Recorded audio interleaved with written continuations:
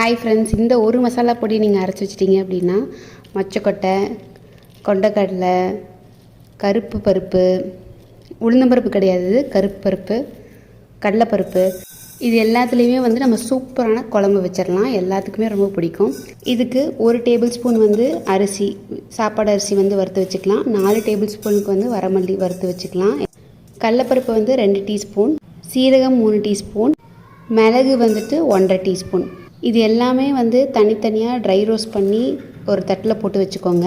விரல் சைஸ்க்கு பட்டை 2, கிராம்பு 8, ஏலக்காய் 2, 1.5 டீஸ்பூனுக்கு சோம்பு, அதையும் வறுத்து வச்சுக்கலாம். அதுக்கப்புறம் உளுந்து பருப்பு வந்து 1.5 டீஸ்பூன், இதையும் நல்லா வறுத்து வச்சுக்கலாம். 1/4 டீஸ்பூன் வெந்தயம், 1 டேபிள் ஸ்பூன் கசகசா, ஒரு கைப்பிடி கருவேப்பிலை, ஒரு 7-8 வரமிளகா காரத்துக்கு தகுந்த மாதிரி. இதெல்லாம் நல்லா காய வச்சு பவுட்ரு பண்ணி ஸ்டோர் பண்ணியாச்சுன்னா சூப்பரான மசாலா ரெடி.